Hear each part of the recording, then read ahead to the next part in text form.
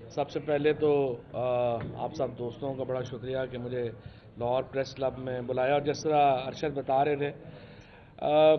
1993 میں ایکچولی میرا تعلق ایسے شروع ہوا کہ میرے جو تایا تھے وہ گورنر تھے چودھری الطاف صاحب پنجاب کے، اور بہت ان کا صحافیوں میں ان کا بڑا تعلق تھا۔ پرانے جو سارے صحافی تھے، مجید نظامی صاحب، عارف نظامی صاحب، اور پرانے جو 60s میں چونکہ وہ کونسل مسلم لیگ میں تھے تو ان کا بڑا تعلق تھا، دوستی تھی۔ اس کے بعد پروفیسر وارث میر صاحب، یہ تمام لوگ ان کے بڑے اچھے دوست تھے، تو اس کی وجہ سے ان کا ایک تھا کہ وہ بڑے پرو جرنلسٹ، پرو صحافی رہے۔ تو میں چونکہ گورنر ہاؤس میں رہتا تھا، گورنمنٹ کالج میں پڑھتا تھا، پھر میری بڑی دوستی تھی خالد قیوم سے۔ خالد قیوم صاحب جو ہیں وہ اب تو خیر بیورو چیف ہو گئے ہیں، اس وقت تو جونیئر صحافی تھے۔ ارشد انصاری صاحب بھی، رئیس انصاری صاحب، اعظم، معین،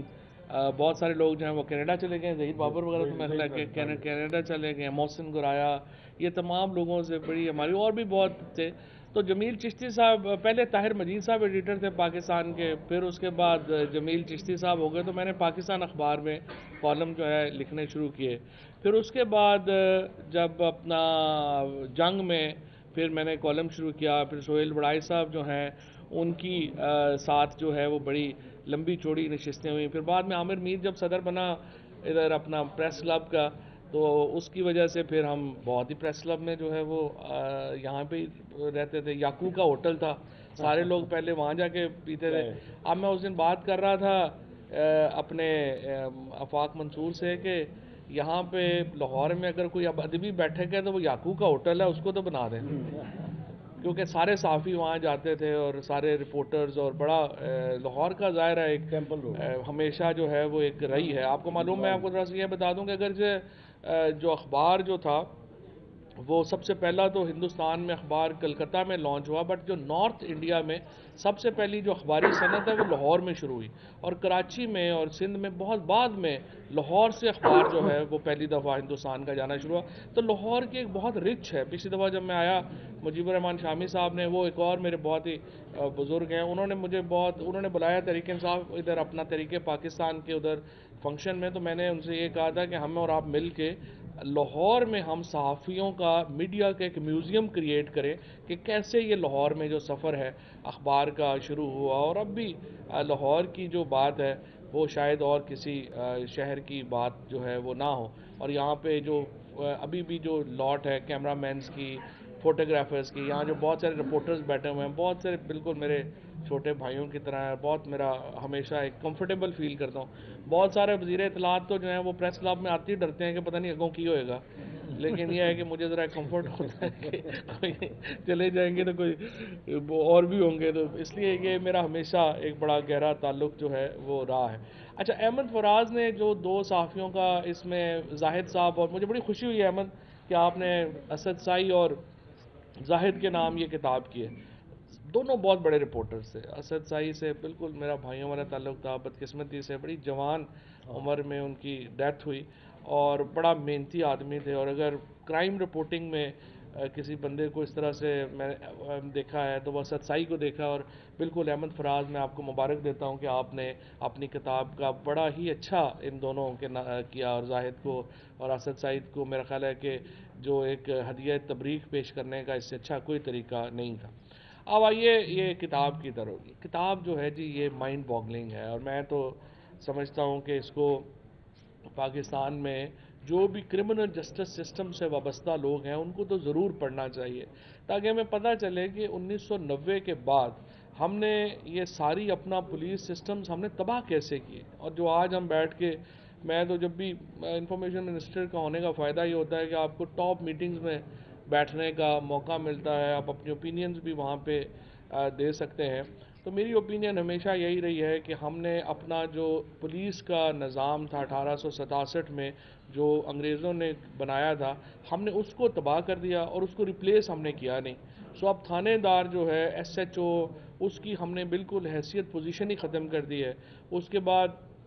جو ہمارے ہاں اس وقت ڈسٹرکٹ پولیسنگ ہے، رورل پولیسنگ ہے، اس کا ہم نے بیڑا غرق کر دیا ہے، اور اس کے علاوہ کہ آپ ان کو بالکل نیچے سے بنانا شروع کریں اور اس کے علاوہ آپ کے پاس کوئی حل نہیں، تو آپ صرف اندازہ لگا لیجئے کہ 5,500 لوگ ایکسٹرا جوڈیشل کلنگ میں مارے گئے ہیں 1990 سے لے کے اب تک۔ ہونے کی حیثیت سے انسپیکٹر نوید سعید سے آصف زرداری پر تشدد کروانے اور پھر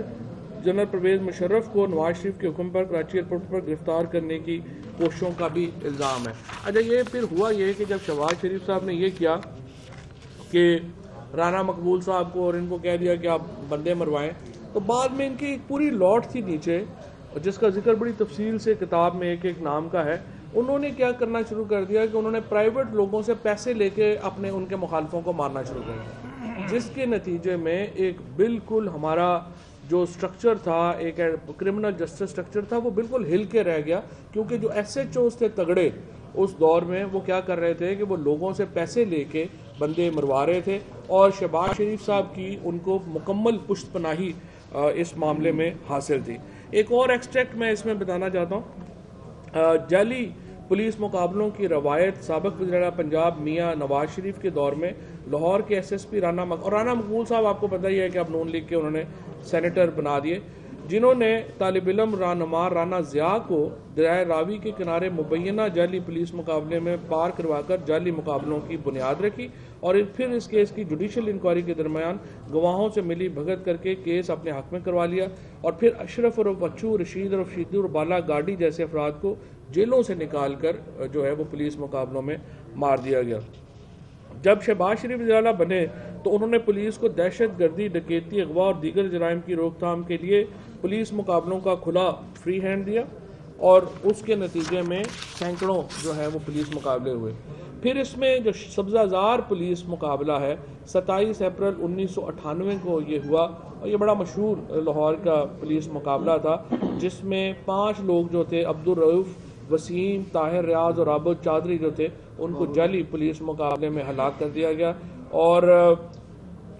ان کو بھی تھانے سے نکال کے مارا گیا تھا۔ یہ تمام واقعات کو احمد فراز نے اپنی کتاب میں بڑی تفصیل سے درج کیا ہے، اور ایک ڈیٹا ہے۔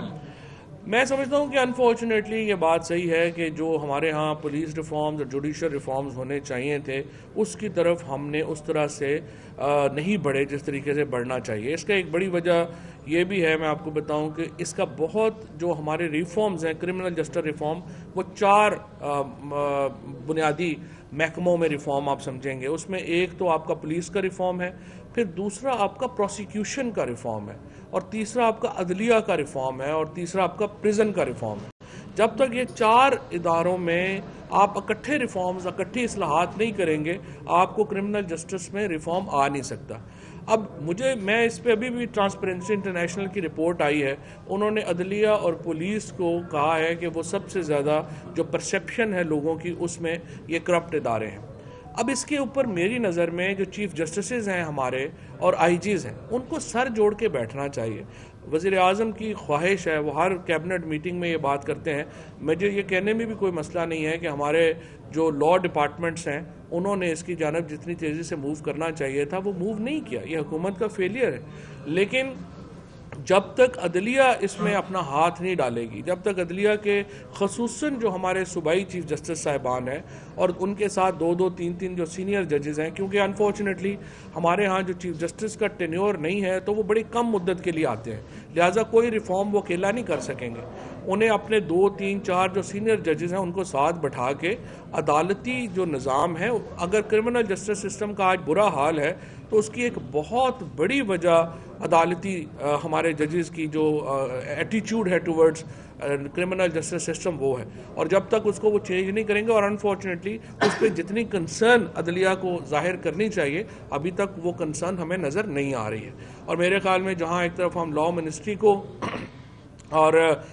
جو باقی ہمارے اٹارنی جنرل ہیں، لاء سے وابستہ لوگ ہیں، ہم سمجھتے ہیں حکومت میں ان کو ایک اپنا کام کرنا چاہیے. دوسری طرف عدلیہ کو اور جو ہمارے سینئر پولیس آفیسرز ہیں ان کو بھی اس کے اوپر اپنا کنسرن ظاہر کرنا چاہیے، کیونکہ جب تک یہ تین اکٹھے نہیں ہوں گے آپ ریفارمز جو ہیں وہ کرنا چاہتا ہوں کہ آپ نے کتنا زبردست ڈیٹا جو ہے یہ made it available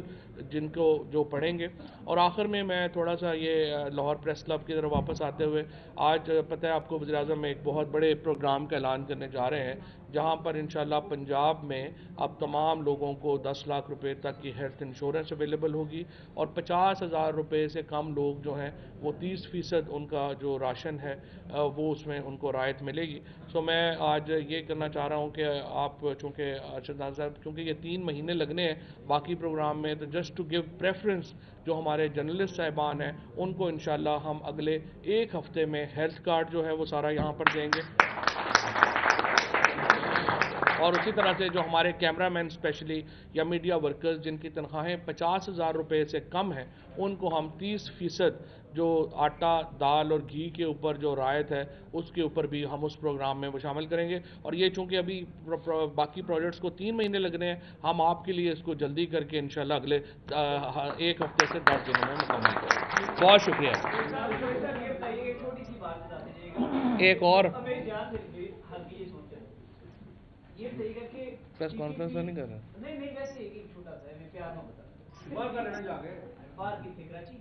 T T P اور ٹی ایل پی دونوں کے درمیان ایک معاہدہ تھا. ٹی ٹی پی کے درمیان وہ اب نہیں رہا، پولیو ورکرز کے اوپر حملے ہو رہے ہیں. میں یہ جاننا چاہوں گا کہ کیا